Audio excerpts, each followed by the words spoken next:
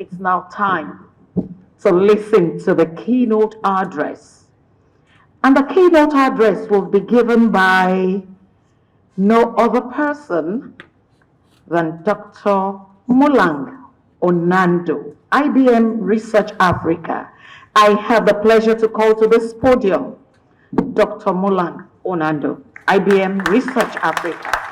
And the topic is the frontier of large language models, of large multimodal models, opportunities and challenges for Africa. Please come to the podium. Let's give him a round of applause.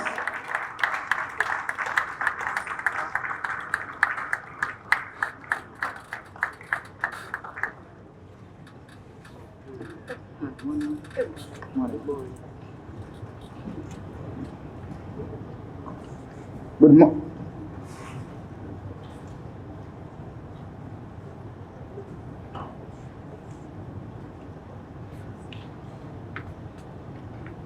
Hello. Hi. This looks like a lecture hall. Yeah, in my other duties, I teach at the University Jomo Kenyatta University of Agriculture and Technology, where I interact with a lot of students. And I was invited to this, and I thought to myself, who am I going to meet here? And he told me, Dr. Odumuyiwa. How do you pronounce the name Odumuyiwa, right? I got it. Good. Told me that I'm going to have people who are newbies in technology or AI, people from the government and people from business. I see mostly students here. So before I start, maybe I just want to do a small roll call, right? How many people are students in this gathering? Okay, so I see it's 95% students. And students, all of you are interested in AI, mathematics, and stuff like this, right? Or you guys don't like that? How many people are business people? Business people? Okay. I thought this was SMEs. I was expecting 50. Oh, awesome. And maybe now the administration and people from the government. Good. My name is Dr. Mulang Onando. I work at IBM Research Africa. I research in AI. That is, I sort of sit around, read papers from other people, and once in a while I write my own thoughts. But the specific area where I work on is using generative models for healthcare, right? My discussion today, generative AI is the biggest and newest child on the block. Generally, these are very powerful models that are used to, mathematically speaking, they take samples of data, be it text, be it images, be it whatever, and they learn what we call a density space, or they learn some representation of that so that they are able to then map that into new samples, right? And in healthcare, there are so many things, like COVID-19 came up recently, and the problem with healthcare is that we don't know how to find drugs, for example, to treat new diseases, right? And so using AI or generative AI, we can learn from samples of drugs that existed, for example, SARS-CoV, and be able to draw novel molecules, right, to be able to bootstrap our discovery process of COVID-19 drugs. So that is my space. That's not exactly the talk I'm going to talk about. Yeah, so I've entitled my talk, Large Language Models, LLMs is large language models, are awesome, but they don't know your governor, okay? So as I go through the journey of this talk today, we're going to look at how awesome LLMs are, or foundation models are, and where are they limited? Why don't they know our governor, right? And that's exactly the space where I want you now to think as students and as SMEs, how can we make them understand our governor, right? Okay, so next slide, please. So recently, I am a computer scientist through and through, and I was teaching my younger brother how to program in Python. He's not that young, he's probably 29, but he's a mathematician more than a programmer. So I got to code, and I was coding something to do with fetching data from online, but then keeping track of the time, yeah? So that then after every 30 minutes, I fetch some data. And the package for handling time in Python gave me a bit of trouble. And so my first thought was, let me go to Stack Overflow, right? That's where we all go, these people who claim to be programmers. So going to Stack Overflow, I got some code, pasted it there, and it never worked. Then my brother who is learning Python, who I'm meant to be teaching, told me, hey, what is the trouble? And I told him, okay, this thing is not able to work now. And then told me, send me that code. And I sent him, and in the next 2 minutes, he gave me the exact code which worked. And I was like, how do you do that? You're the one who is learning. And they told me, ChatGPT. ChatGPT gave me the answer. And it's not so recent, like I think 3 months ago. And that's the first time I actually understood how powerful ChatGPT has influenced students and practitioners, right? Because us as practitioners, we tend to ignore it, right? We tend to be like, it's just some other large language model. But this particular output, you can see on the right-hand side, there is code that is generated from my errors, right? And I thought that is a good motivation to show you just how powerful these things have become. And it's not getting weaker, it's not getting smaller, it's just gonna be bigger. So these models have been researched over time, and they're becoming more powerful, and they're able to do a lot of things. For example, generate code for you. It's not gonna replace programmers, but it's gonna help us achieve a lot of things, okay? Now, that takes me to a disclaimer. Some of you might be thinking that I generated this presentation with ChatGPT. The disclaimer is I took time to curate a presentation that is gonna capture at least 3 groups of people, one of them being students, so there will be a lot of mathematics also discussion here. Some of them government people and professionals, so something to take away for SMEs, and so on and so forth. So now to my presentation. Next slide.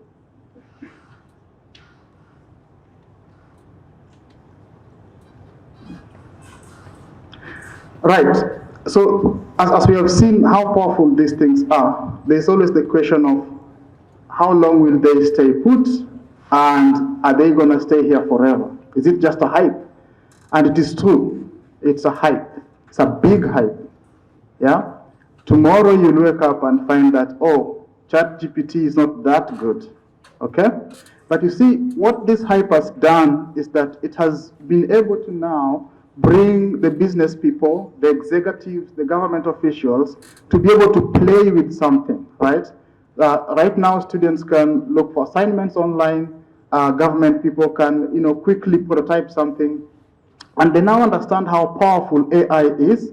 And with that, for us practitioners, we are happy because initially, software developers and AI professionals spend time to just convince executives that, hey, we need this particular technology to be able to help us move forward.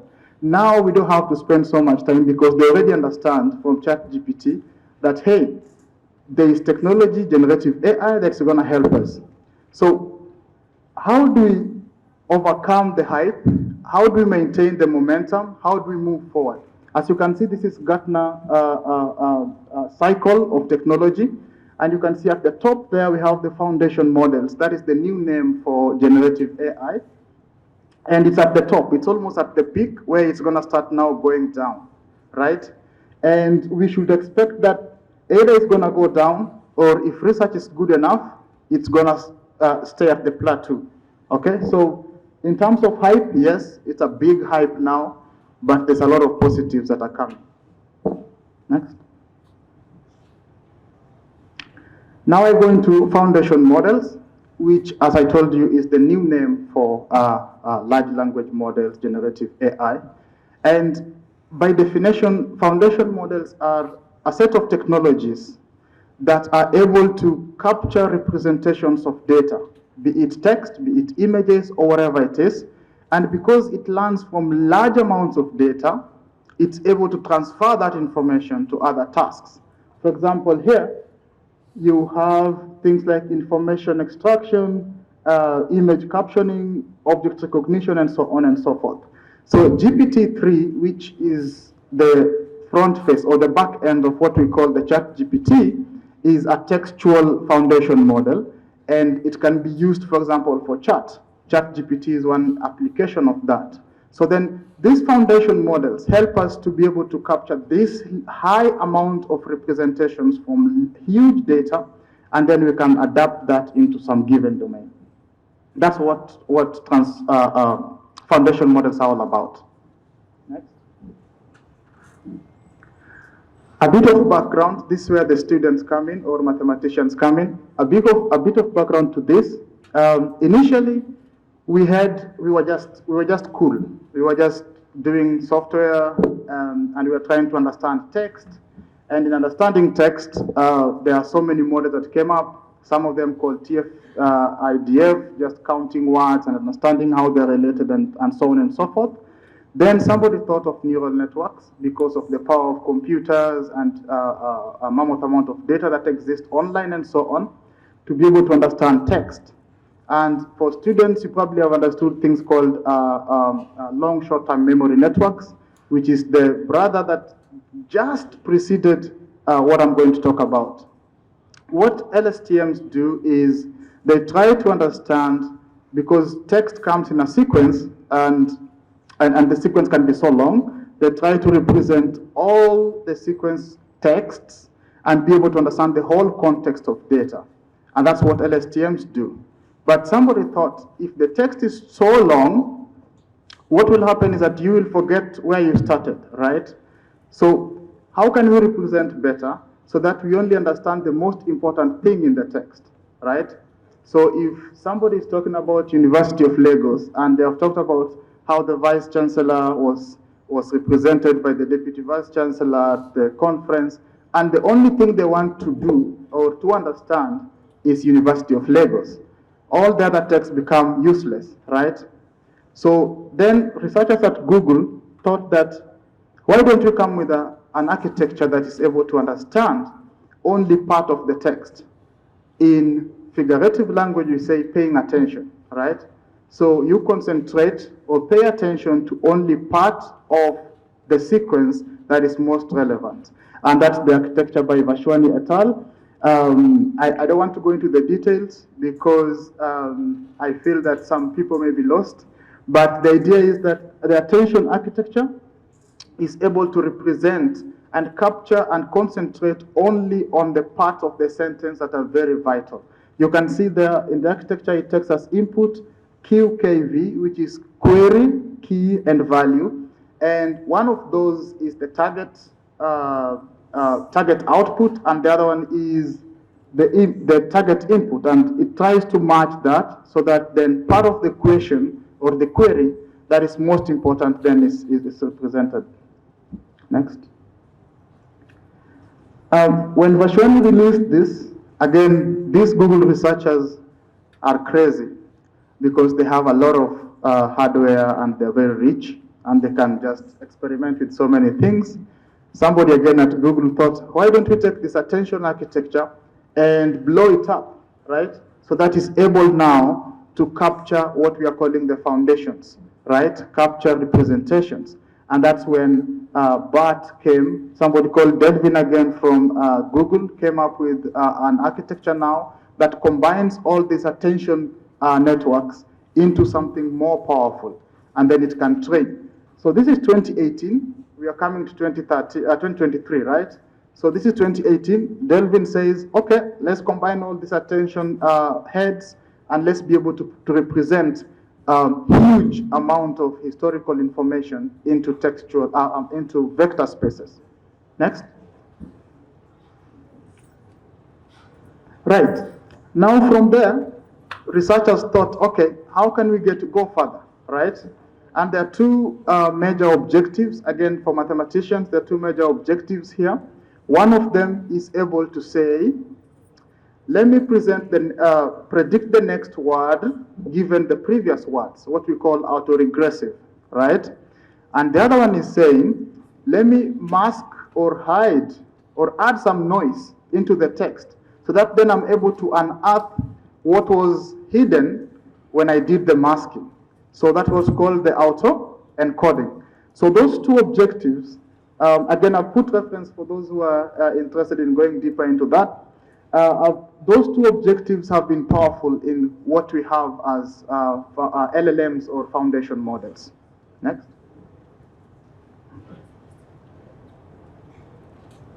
And finally now, away from the mathematics, now we finally get to GPT. So GPT is following those two objectives. Specifically for ChatGPT is following the second objective. And what they have done is to take all the text online and train something that is able to understand all that text to mean that it's able to represent that text into vectors, okay? And then do calculation. If you can't get your input into mathematical numerical form, then you are not able to do anything.